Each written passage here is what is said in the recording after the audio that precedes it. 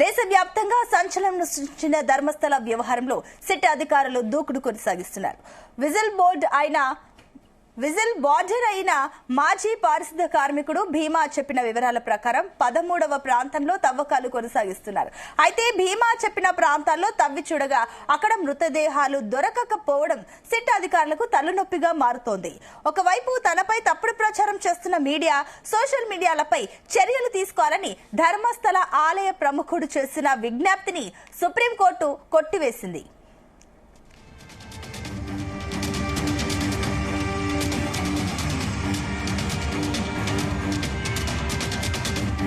కర్ణాటకలోని నేత్రావతి నది ఒడ్డున ధర్మస్థల ప్రాంతంలో వందలాది శవాలు పూడ్చిపెట్టినట్లు ఒకప్పటి శానిటైజేషన్ కార్మికుడు భీమా పోలీస్ స్టేషన్లో ఫిర్యాదు చేయడం దేశం మొత్తం తీవ్ర సంచలనం సృష్టించిన సంగతి విదితమే.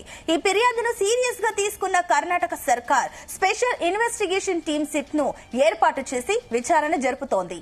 ఇక విజిల్ బ్లోయర్ గా మారిన భీమాను ధర్మస్థల అటవీ ప్రాంతంలోకి తీసుకెళ్లి అతడు పాతిపెట్టినట్లు చెప్పిన ప్రాంతాల్లో తవ్వకాలు కొనసాగిస్తున్నారు.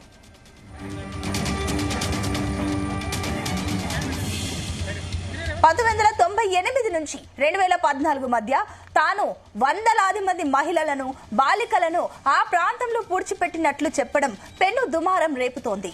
ఈ క్రమంలోని మొదట 13 ప్రాంతాలను చూపించిన భీమా ఆ తర్వాత మరో కొత్త ప్రదేశంతో పాటు ఇంకో 3 ప్రాంతాలను సిట్ అధికారులకు చూపించాడు.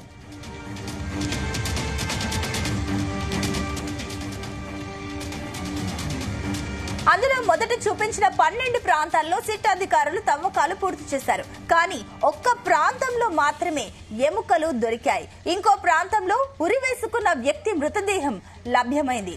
ఇక చివరి 13వ ప్రాంతంలో 8 మందికి పైగా శవాలను పూడ్చిపెట్టినట్లుగా భీమా వెల్లడించాడు.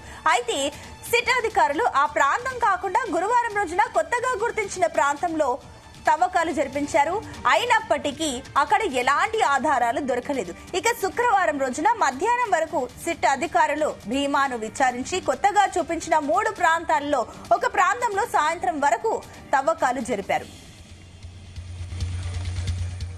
40 ఏళ్ల క్రితం కల్లేరి సమీపంలో మిస్సింగ్ కేసు నమోదైన పద్మలత అనే స్టూడెంట్ ఇంటికి సమీపంలో తవ్వారు. శుక్రవారం సాయంత్రం వరకు తవ్వినా ఎలాంటి అవశేషాలు దొరకకపోవడంతో సిట్ అధికారులు నిరాశతో వెన్నుదిరిగారు.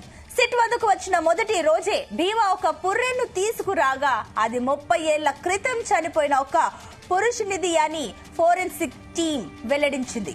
మరోవైపు ఇంకో 30 ప్రాంతాలు చూపిస్తానని, అక్కడ తవ్వాలని భీమా సిట్ అధికారులకు విజ్ఞప్తి చేశాడు. ఇక తవ్వకాలకు సంబంధించిన విషయాలను సిట్ అధికారులు బయటకు చెప్పడం లేదు. తవ్వకాలు చేసే ప్రాంతాలకు భారీగా ఉప్పు మూటలను తరలిస్తున్నారు. అక్కడ దొరికిన వస్తువులను సంచుల్లో నింపి తెల్లటి వస్త్రాన్ని చుట్టి తీసుకువెళ్తున్నారు. వాటిని బెల్తంగడి సిట్ ఆఫీస్ కు తీసుకెళ్లి అక్కడి నుంచి మణిపాల్ కేఎంసీకి తరలిస్తున్నారు. మణిపాల్ నుంచి బెంగళూరులోని ఫోరెన్సిక్ ల్యాబ్ కు తీసుకువెళ్తుండగా వీటన్నింటినీ రహస్యంగా చేస్తున్నారు.